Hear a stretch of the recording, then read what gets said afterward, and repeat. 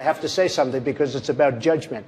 I am the only person on this dais, the only person that fought very, very hard against us, and I wasn't a sitting politician, going into Iraq.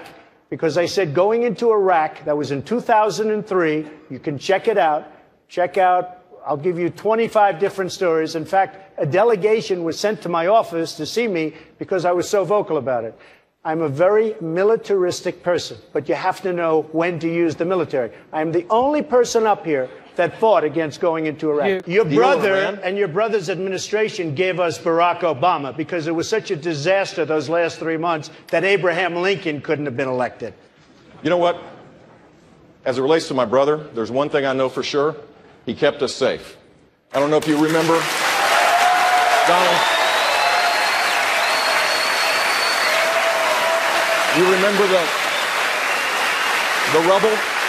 You remember the firefighter with his arms around it? He sent a clear signal that the United States would be strong and fight Islamic terrorism, and he did keep us safe. I don't know, you feel safe right now? I don't feel so safe.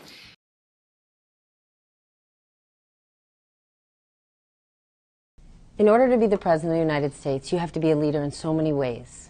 We haven't seen your soft hand. We've seen your offense. But George Bush had to stand in front of America after 9/11. Barack Obama did after Sandy Hook. Help us understand who Donald Trump is as a man. I need to know that you will make us feel safe and you will make us feel proud. I think I have a bigger heart than all of them. I think I'm much more competent than all of them. When you talk about George Bush, I mean, say what you want, the World Trade Center came down during his time. If you look at Sandy Hook, you can't blame George Bush for that. He was president, okay? Don't blame him or don't blame him, but he was president. The World Trade Center came down during his reign.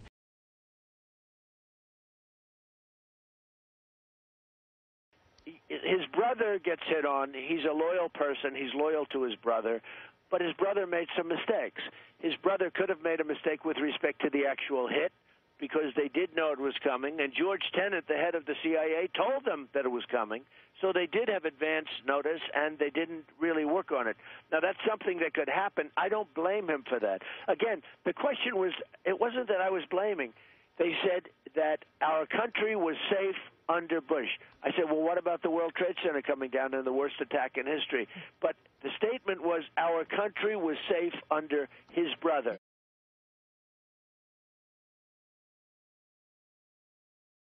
On Monday, George W. Bush will campaign in South Carolina for his brother. As you said tonight, and you've often said, the Iraq War and your opposition to it was a sign of your good judgment. In 2008, in an interview with Wolf Blitzer talking about President George W. Bush's conduct of the war, you said you were surprised that Democratic leader Nancy Pelosi didn't try to impeach him. You said, quote, which personally I think would have been a wonderful thing, close quote. When you were asked what you meant by that, you said, for the war. For the war. He lied. He got us into the war with lies. Do you still believe President Bush should be impeached? Obviously, the war in Iraq was a big, fat mistake, all right? Now, you can take it any way you want, and it took Jeb Bush, if you remember at the beginning of his announcement, when he announced for president, it took him 5 days. He went back. It was a mistake. It wasn't a mistake. It took him 5 days before his people told him what to say, and he ultimately said it was a mistake. The war in Iraq, we spent $2 trillion, thousands of lives. We don't even have it. Iran is taking over Iraq with the second largest oil reserves in the world. Obviously, it was a mistake. So George Bush made a mistake. We can make mistakes, but that one was a beauty. We should have never been in Iraq. We have destabilized the Middle East. But so you still think he should be impeached? I think it's my turn, isn't it? You do whatever you want. You call it whatever you want. I want to tell you, they lied. Okay. They said there were weapons of mass destruction. There were none, and they knew there were none. There were no weapons of mass destruction. All right. Governor Bush. While Donald Trump was building a reality TV show, my brother was building a security apparatus to keep us safe, and I'm proud of what he did. And he's had the gall to go after my mother. The World Trade Center came down during your brother's reign. Remember that. Hold on. Let me finish this. He's had the gall to go after my mother. That's not keeping us I won safe. the lottery when I was born. I just want to say, at least on behalf of me and my family, I thank God all the time that it was George W. Bush in the White House on 9/11 and not Al Gore.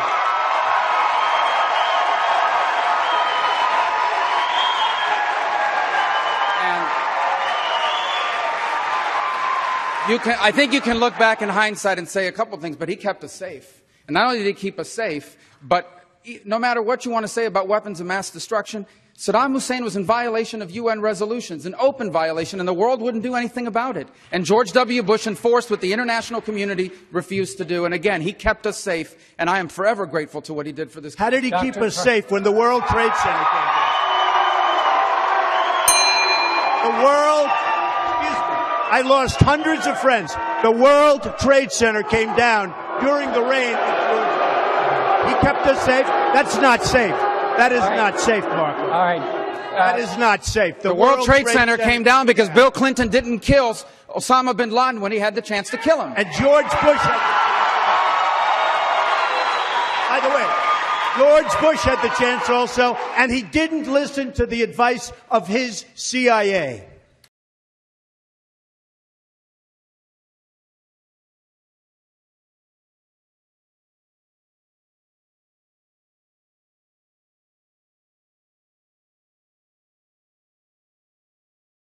I bet you fell out of your chair when you heard that on Saturday night. But try and apply some logic to what Trump is doing here. Okay. What is his ultimate strategy? It'll be tough, but I'll dropping try. that. Go ahead. I have no idea other than he got mad, and he doesn't have the temperament or judgment to control himself when he gets mad.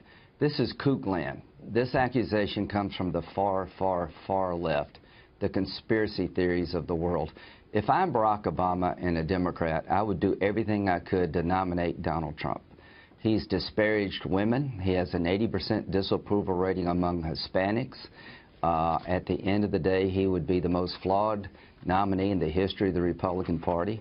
When you slander George W. Bush in South Carolina, I hope there's some repercussions that flow from that. But to say that Bush was responsible for 9/11 and that he lied to the American people about the Iraq War is not going to go down well here. I'm not going to try to get into the mind of Donald Trump because I don't think there's a whole lot of space there.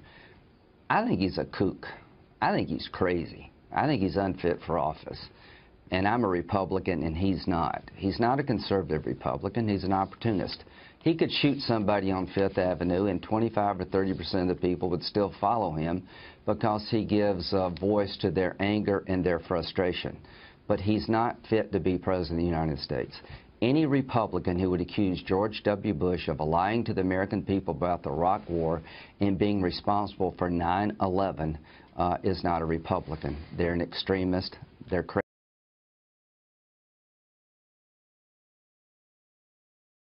Having somebody that has that ability, I've always had the ability, under budget, ahead of schedule, having that ability when we have to rebuild our infrastructure because our country is crumbling, our airports, our roadways, our highways, our bridges, our tunnels, hospitals. I mean, everything we have, it comes in, when you look at the way they build, it comes in double, triple, quadruple. Let me tell you, people are making a lot of money off our country. They're not going to make so much money anymore. And here's the other thing. I'm self-funding my campaign. So I'm not controlled by the special interests, the pharmaceutical companies and all of the different interests, whether it's the electrical companies, the utilities. They have hundreds of them. They control the politicians because they contribute. I don't take the money. So I'm self-funding. I don't know if I get any credit for that, to be honest with you. I'm not sure, but I'm self-funding. Costing a lot of money. Costs a lot of money. But you know, the nice thing is they can't come to me and say, well, we gave you money, you know, Ford or General Motors or somebody. We gave you a lot of money. We need this, we need that. I'm going to do what's right for you folks, okay? And just full disclosure, my wife sent you a check for $25. Okay. Okay. Look, one of the questions that I think everybody in here wants to know is why is the media in general afraid of a Trump presidency? Oh, I get treated so badly. I mean, I was watching Fox this morning. They treat me so badly. Fox treats me like worse than anybody. But I get treated very badly by the media. I don't even know, I don't really understand why. They have pundits on that are just one after another, negative, negative, negative. But it doesn't matter, I guess. Look, we're leading in the polls. You know, I'm finding out, all I can do is tell the truth. You know, I tell the truth about Iraq. I say the war was a disaster. We spent $2 trillion, lost thousands of lives, thousands of lives. We have wounded warriors all over the place. I love the wound. I mean, these guys have more courage than all of us put together, I have to tell you, all of us. And And, you know, I say we should have never been there. And, you know, if Bush is insulted, I don't care if he's insulted. What difference? It was a horrible mistake. We should have never been there. Somebody says, oh, that's not good to criticize. I said, criticize? It's one of the worst decisions in the history of our country to go in. We've totally destabilized the Middle East, which I predicted. I should get credit for vision because I predicted that was going to happen. Because when you knocked out the one power, the other power just took it over. And now Iran is taking over Iraq, just as sure as you're sitting there. We don't even have anything to do with Iraq anymore. We're gone. But think of it. We spent $2 trillion. Could have rebuilt our country. We could have done so much with that money. And instead, we're worse in the Middle East than we were 15 years ago. I mean, right now, it's a disaster. Saddam Hussein was a bad guy, right? Bad guy. But you know what he was good at? Killing terrorists. There were no terrorists. We didn't have... He was killing terrorists. Now, Iraq is Harvard for terrorists. If you want to be a terrorist, you go to Iraq. It's Harvard.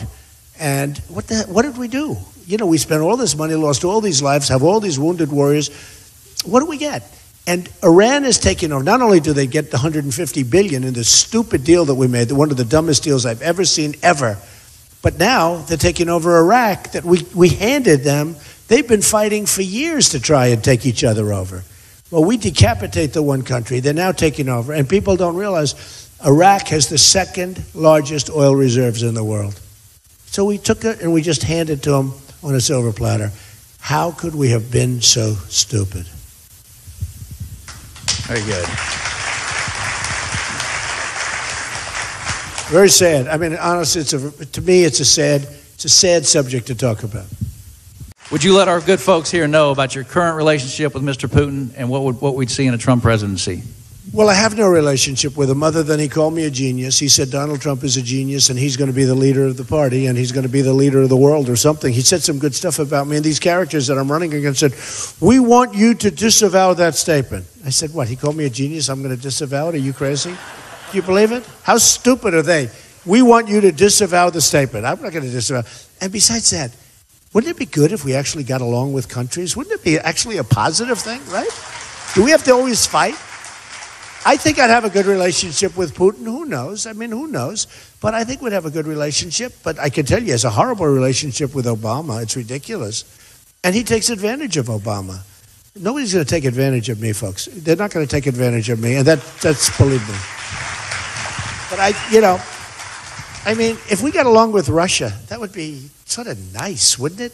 Let Russia drop. For instance, this guy, Lindsey Graham. You have a guy, he's one of the dumbest human beings I've ever seen.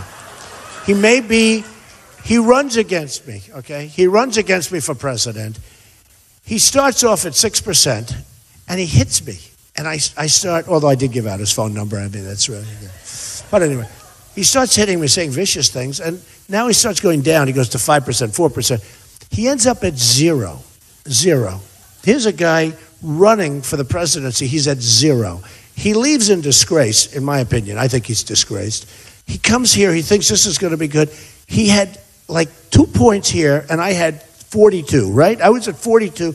He's a sitting United States Senator from South Carolina. He's at 2%. I saw him on television this morning, and I think he lost it. He's saying, Donald Trump, he couldn't even talk. He was shaking. The hatred.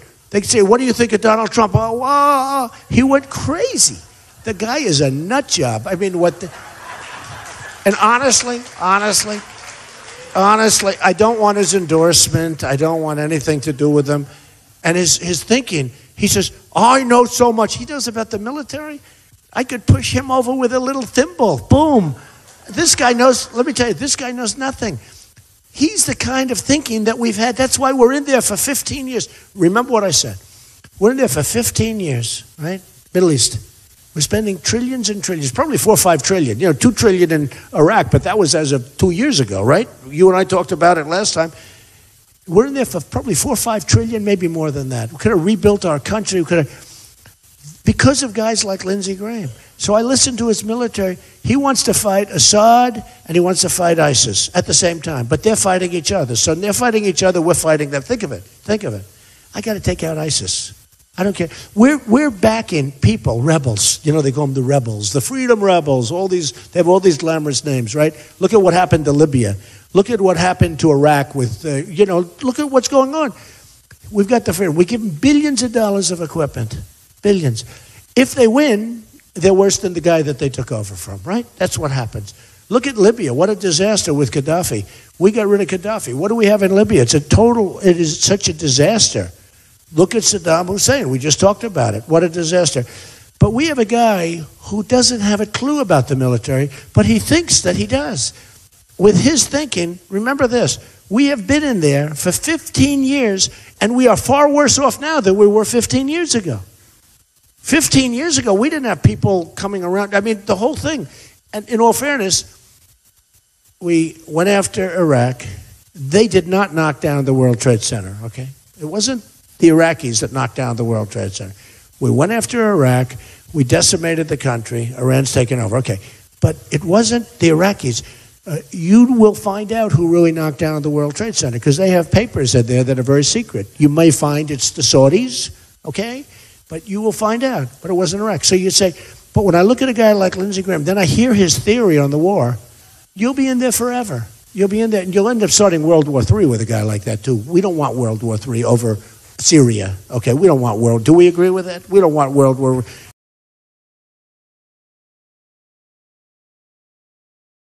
You actually said something that really intrigued me. There's still 28 pages of the 9/11 Commission report that have never been revealed. That's right, and they should reveal I got the impression that you knew something maybe we don't know about the Saudis. I think you will involvement. find out when that's opened. I think you're going to find out that Saudi Arabia had a lot to do with the ripping down of the World Trade Center. Would you open that if you became president? I would open it, yeah. You would? Let the American people know. What I'm saying, and look, we attacked Iraq. Yeah. But Iraq didn't knock down the World Trade Center. When you open up those pages, you're going to find out who did.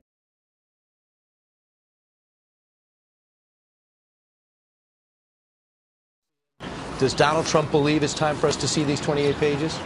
I do. I think we should have seen it a long time ago. I think I know what it's going to say. It's going to be very, very profound, having to do with Saudi Arabia and Saudi Arabia's role on the World Trade Center and the attack. And that's very serious stuff. And, I've said it for a long time. We attacked Iraq.